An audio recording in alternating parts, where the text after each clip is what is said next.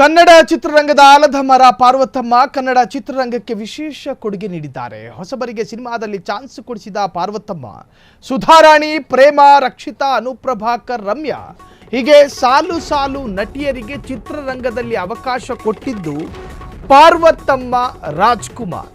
Kannada cinema ಕ್ಷೇತ್ರಕ್ಕೆ ಪಾರ್ವತಮ್ಮ ಕೊಟ್ಟ ಕೊಡುಗೆ ಅಷ್ಟಿಷ್ಟಲ್ಲ.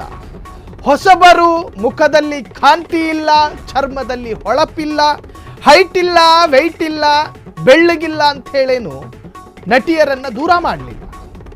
ಕಲೆ ಇದೆಯಾ, ಟ್ಯಾಲೆಂಟ್ ಇದೆಯಾ, ಸಿನಿಮಾದಲ್ಲಿ ನಟಿಸು ಅಂತ ಹೇಳಿ ನಟನೆಗೆ ಅವಕಾಶ ಕೊಟ್ಟವರ ಪೈಕಿ ಪಾರ್ವತಮ್ಮ ರಾಜ್ಕುಮಾರ್ ಅಗ್ರಗಣ್ಯ ಸ್ಥಾನಕ್ಕೆ ಬರ್ತಾರೆ. ಇನ್ನು ರಮ್ಯಾ ಸೇರಿದಂತೆ ಹಲವು ನಟಿಯರಿಗೆ ಅವಕಾಶ ನೀಡಿದ್ದಾರೆ ಪಾರ್ವತಮ್ಮ.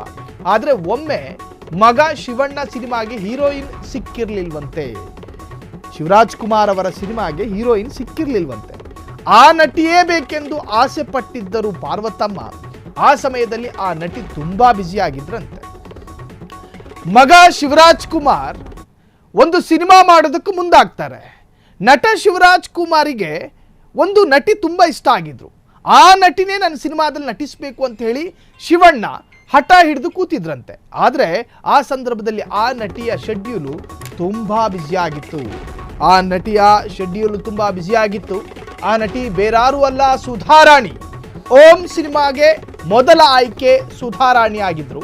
ಸುಧಾರಾಣಿ ಬ್ಯುಸಿ ಇರುವ ಕಾರಣಕ್ಕೆ ಪ್ರೇಮ ಆಯ್ಕೆಯಾದ್ರಂತೆ. ಆ ಕಾಲಘಟ್ಟದಲ್ಲಿ ಉಪೇಂದ್ರ ನಿರ್ದೇಶನ ಮಾಡಿರುವಂತಹ ಓಂ ಹಲವು ದಾಖಲೆಯನ್ನ ಮಾಡಿತ್ತು. ಆ ಸಂದರ್ಭದಲ್ಲಿ ಸುಧಾರಾಣಿ ಬೇಕು ಅಂತ ಜಿದ್ದಿಗೆ ಬಿದ್ದಿದ್ರಂತೆ ನಟ ಶಿವರಾಜ್ ಕುಮಾರ್. ನೋಡಿ, ಒಂದು ಕಾಲದಲ್ಲಿ ಪಾರ್ವತಮ್ಮ ರಾಜ್ಕುಮಾರ್ ಸಾಕಷ್ಟು ನಟಿಯರಿಗೆ ಸಿನಿಮಾದಲ್ಲಿ ಅವಕಾಶ ಕೊಟ್ಟರು.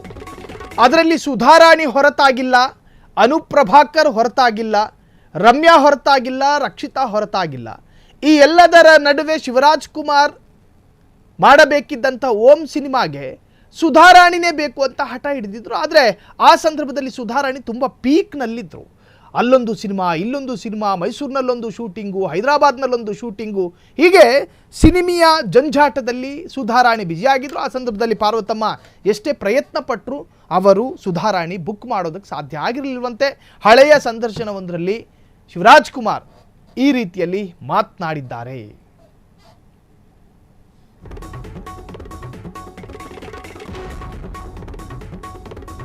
ಉಪೇಂದ್ರ ನಿರ್ದೇಶನದ ಓಂ ಹಲವು ದಾಖಲೆಯನ್ನ ಮಾಡಿತ್ತು. ಇತ್ತೀಚಿನ ಸಂದರ್ಶನವೊಂದರಲ್ಲಿ ಸುಧಾರಾಣಿ ಹೇಳಿಕೊಂಡಿದ್ದಾರೆ, ಸುಧಾರಾಣಿ ಮೊದಲ ಸಿನಿಮಾ ಶಿವಣ್ಣ ಜೊತೆ ಆಕ್ಟಿಂಗು, ಆನಂದ್ ಚಿತ್ರದ ಮೂಲಕ ಸಿನಿಮಾ ರಂಗಕ್ಕೆ ಸುಧಾರಾಣಿ ಪ್ರವೇಶ ಮಾಡ್ತಾರೆ.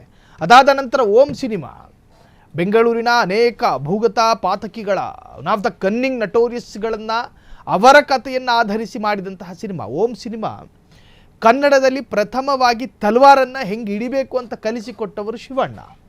ಒಬ್ಬ ಹೀರೋ ಆದವನು ಉದ್ದದ ತಲ್ವಾರನ್ನು ಹೆಂಗೆ ಹಿಡಿಬೇಕು, ಯಾವ ಗ್ರಿಪ್ನಲ್ಲಿ ಹಿಡ್ಕೋಬೇಕು ಅಂತ ಕಲಿಸಿಕೊಟ್ಟವರು ಶಿವರಾಜ್ ಕುಮಾರ್. ಅದನ್ನು ಯಾವ ರೀತಿ ರೊಟೇಟ್ ಮಾಡಬೇಕು ಅಂತ ಕಲಿಸಿಕೊಟ್ಟವರು ಶಿವರಾಜ್ ಕುಮಾರ್. ಅದು ಕೂಡ ಸಾಕಷ್ಟು ವಿವಾದ ಆಯಿತು. ರೌಡಿಗಳಿಗೆ ಪ್ರೇರಣೆಯಾಗುತ್ತೆ ಓಂ ಸಿನಿಮಾ, ರೌಡಿಗಳಿಗೆ ಇನ್ಸ್ಪೈರ್ ಆಗ್ತಾರೆ ರೌಡಿಗಳು ಓಂ ಸಿನಿಮಾದ ಮೂಲಕ ಅಂತ ಹೇಳಿ ಬಹಳಷ್ಟು ವಿವಾದ ಆಯಿತು.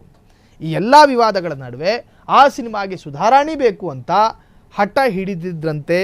ಸೊ ಸಾಕಷ್ಟು ಸಿನಿಮಾಗಳಲ್ಲಿ ಅಭಿನಯಿಸಿದಂತಹ ಸುಧಾರಾಣಿ ಜೊತೆಗೆ ವಿನೂತಾ ಕೂಡ ಪ್ರಯತ್ನ ಪಟ್ಟಿದ್ದರು. ಸೊ ಎಲ್ಲದರ ನಡುವೆ ಈಗ ಮತ್ತೊಮ್ಮೆ ಚರ್ಚೆಗೆ ಬಂದಿರತಕ್ಕಂತಹದ್ದು ಸಿನಿಮಾವೊಂದಕ್ಕೆ ಸುಧಾರಾಣಿ ಸಿಕ್ಕಿರಲಿಲ್ಲ, ಬ್ಯುಸಿಯಾಗಿದ್ದರು ಅಂತ ಹೇಳಿ ಹಳೆಯ ಸಂದರ್ಶನವೊಂದರಲ್ಲಿ ಶಿವರಾಜ್ ಕುಮಾರ್ ಆ ರೀತಿ ಮಾತನಾಡಿದ್ದಾರೆ.